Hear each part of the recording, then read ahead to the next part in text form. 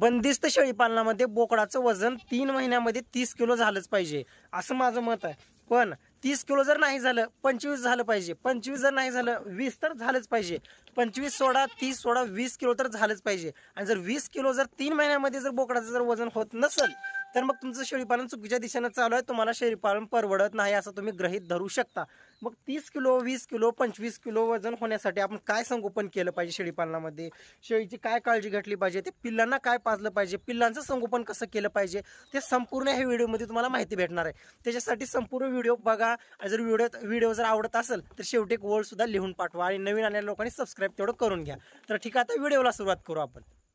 बऱ्याच जणाला काय वाटतंय, शेळीच्या पिल्लांचं जे संगोपन आहे ते ज्यावेळेस शेळी पिल्लं देते, ज्यावेळेस शेळी वेते त्या दिवशीपासून चालू होतंय.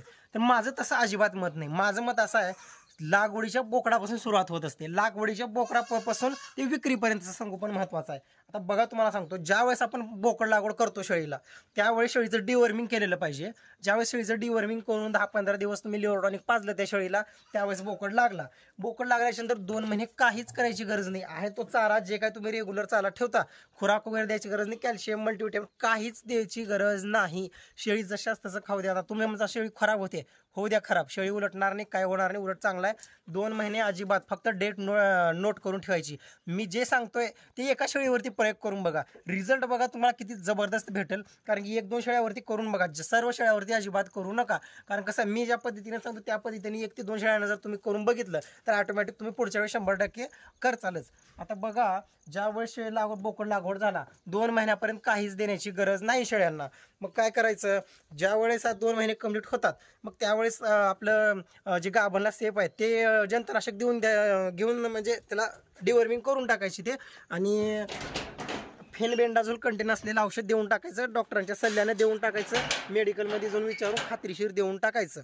मग ज्यावेळेस, आणि कधी पण लक्षात घ्या, कोणताही जनावर असो खुराकावर घेते वेळेस त्याला डिवर्मिंग करूनच घ्यायचं. खुराकावरती घेताना मग मस्तपैकी 2 महिन्याचं झालं त्याला जंताचं औषध द्यायचं. मग काय करायचं, आपण जो खुराक देतोय ना, मका असो, सोयाबीन असो, तुमची आपलं पेंड असो किंवा कोणतीही गोष्ट असो, गहू असो, ह्या गोष्टीचा मस्तपैकी त्याच्यामध्ये मिनरल मिक्सचर ॲड करायचं. थोडं मिनरल मिक्सचर ॲड करायचं, जास्त नाही.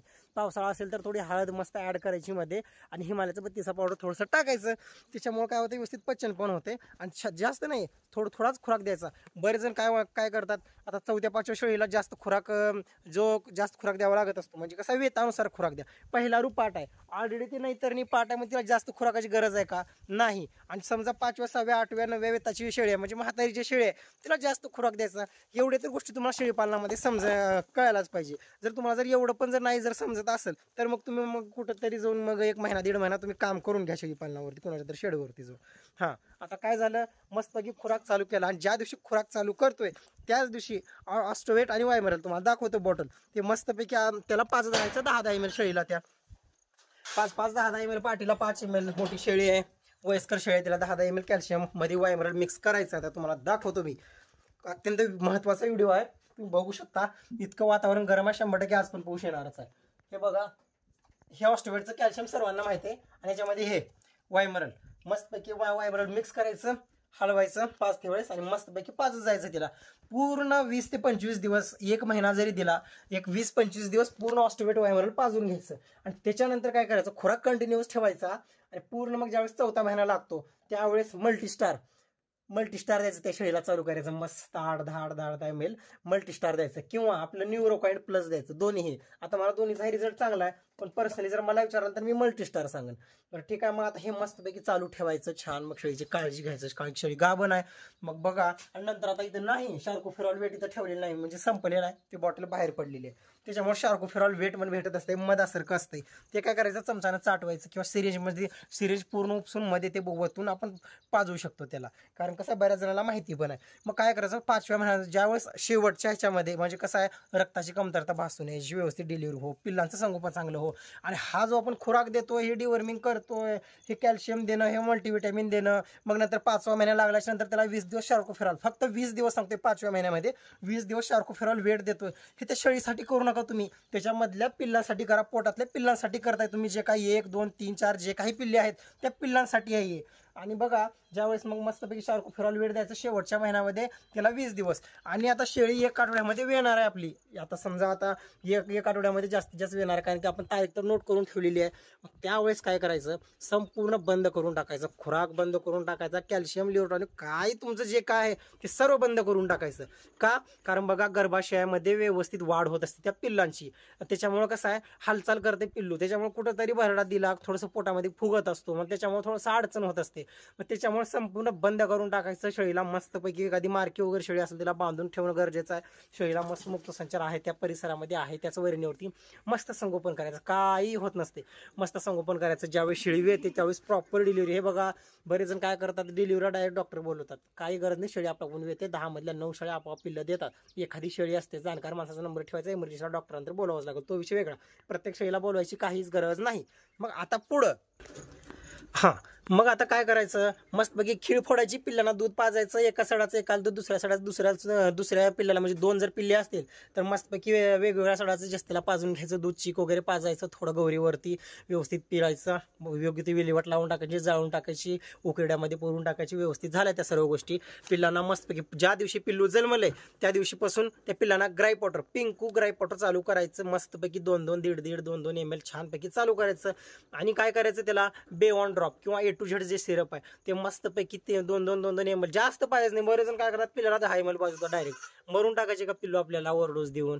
अजिबात तसं करायचं नाही, ते लागू होत नाही, उलट काय तर प्रॉब्लेम होत असतो. हे बघा पिल्लं वगैरे असं खेळतात. मग दुसरी गोष्ट, मग पिल्लाला आपण काय चालू केलं, A to Z सिरप किंवा बेऑन ड्रॉप चालू केला, आणि सोबत पिंकू ग्राईप वॉटर सकाळ संध्याकाळ मस्तपैकी 2-3 ml पाजून घ्यायचं. पिल्लू जसं पिल्लू मोठं होईल तसं 4-5 ml जरी पाजलं तरी चालते ग्राईप वॉटर.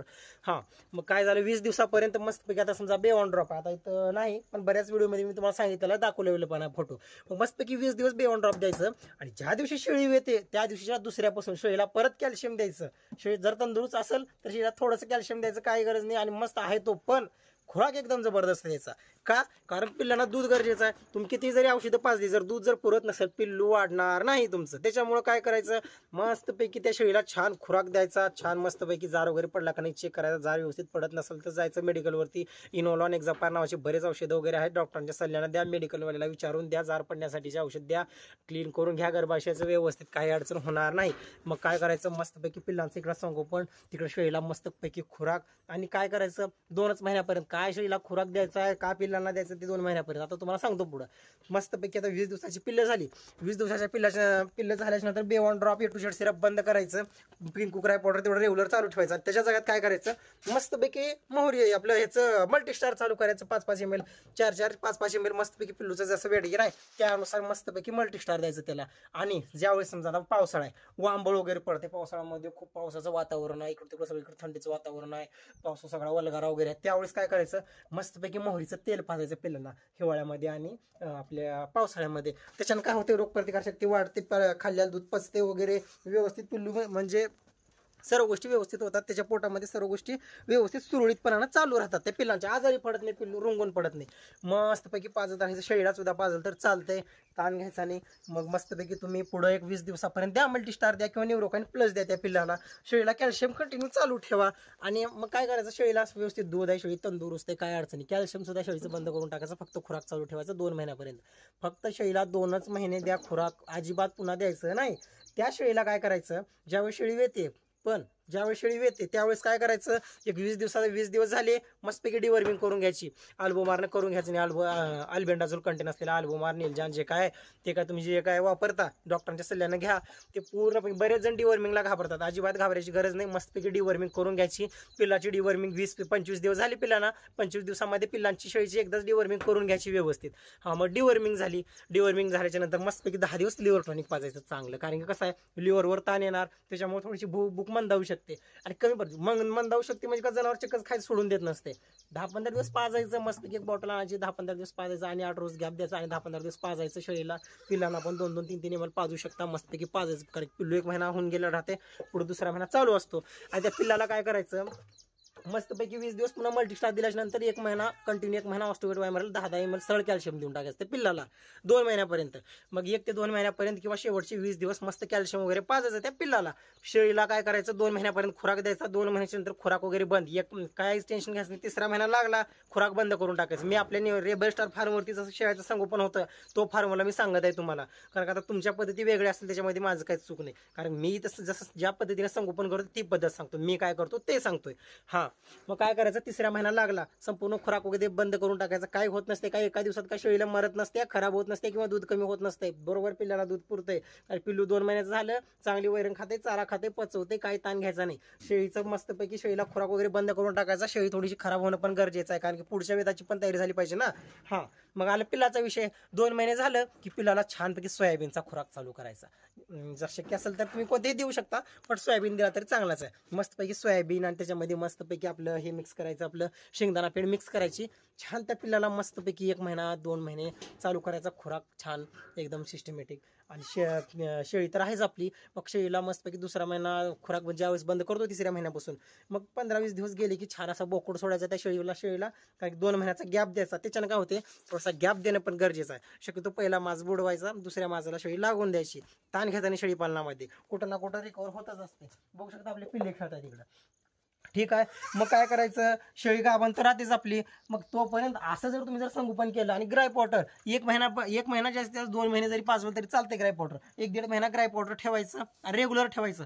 आणि समजा जर पिल्लू जर जास्त, अनेक गोष्ट पिल्लू दूध पिल्यानंतर उन्हात सोडायचं नाही, पिल्लाला जास्त दूध पाजायचं नाही. शेळीच्या सोबत पिल्लू कायमस्वरूपी ठेवायचं. शेळीला दूध जास्त आहे, पिल्लू एकच आहे, पिल्लू 2च आहे, पण शेळीला दूध जास्त आहे, अजिबात पिल्लू त्या शेळीजवळ ठेवायचं नाही. पिल्लू जास्त दूध पेतंय, त्याला संडास लागते, पिल्लू रुंगून पडते. आणि जर समजा असं पडते, कारण की आता शेळी पालनात चूक होऊ शकते. आता आपल्या सुद्धा फार्मवरती एक शेळी डोळ्याच्या पुढं गहू खाऊन मेलेली, औषधं एवढे असून सुद्धा चुका होतात. ताण घ्यायचा नाही. एखादी शेळी मेले, एखाद्या लॉटचं पिल्लं मेले, मरतात पिल्ले, मरू द्या, काही होत नसते. आणि शेळी गावाचा ते 2 महिन्यात आणि ढिगारा पिल्ले होत्या. ताण घ्यायचा नाही शेळी पालनामध्ये. आणि समजा जर काय झालं, आता हे बघा आयव्हरमॅक्टिन आणि अल्बेंडाझोल ओरस, हे बघा बँडी प्लस, हे मस्तपैकी चालतंय आपल्या पिल्लांच्या डिवर्मिंगसाठी. आणि हे बघा क्लेवॉन बेडी आहे, हे काय असं जबरदस्त रिझल्ट आहे. पिल्लू रंगून पडलं मस्तपैकी ते मिक्स करायचं, पाणी वगैरे त्याच्यामध्ये असतं डिस्टिल वॉटर वगैरे, ते मिक्स करायचं आणि मस्तपैकी 4 ml पाजायचं.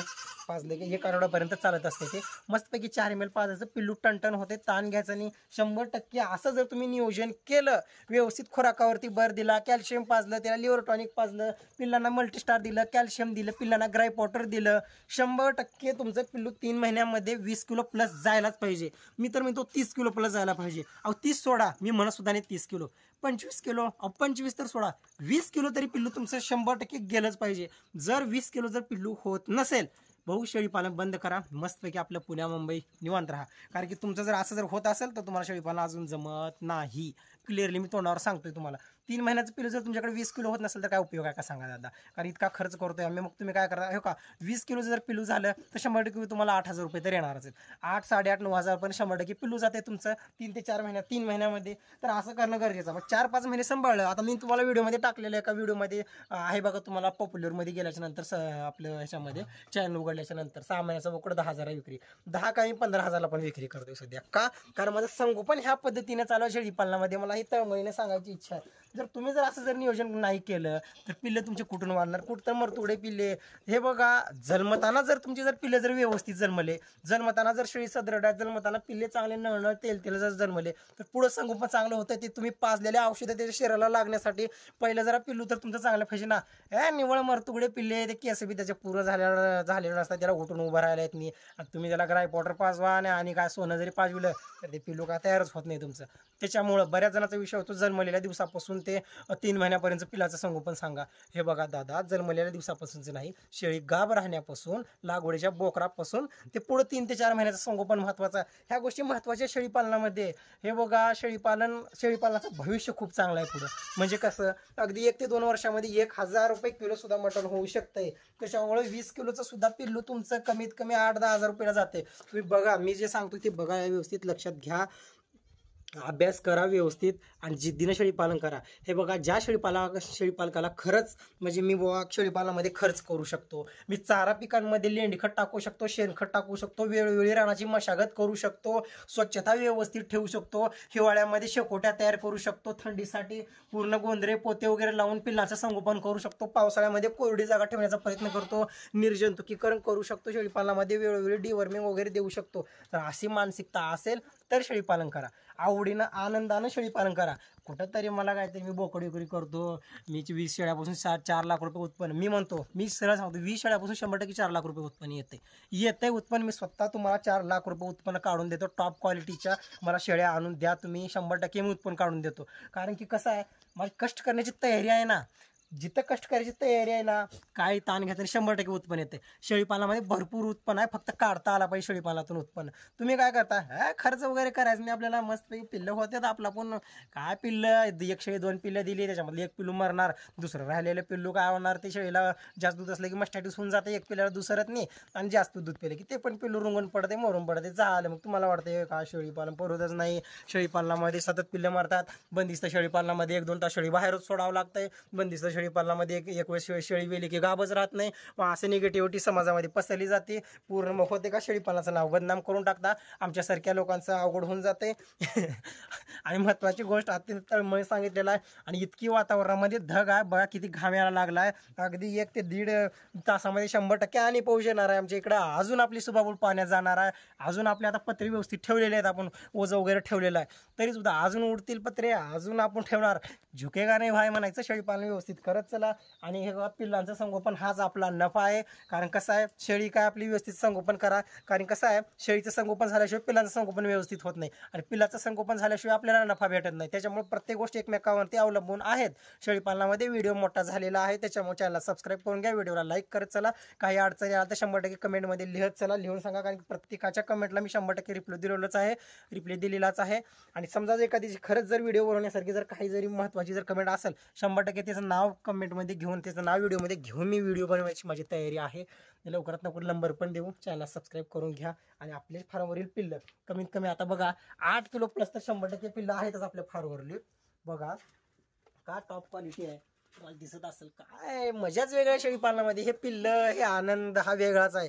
कसा एक सच्चा शेळीपालक जो असतो ना, तोच हे समजू शकतो. जो बिझनेस माइंड शेळीपालनामध्ये उतरतो पैशासाठी वगैरे, त्यालाच अडचणी येतात. ज्याची खरंच कष्ट करण्याची तयारी आहे ना, काय नाही, सर्व गोष्टी सारख्या आहेत. ताण घ्यायचा आणि शेळीपालनामध्ये. तर थांबू इथंच. तोपर्यंत जय हिंद, जय महाराष्ट्र.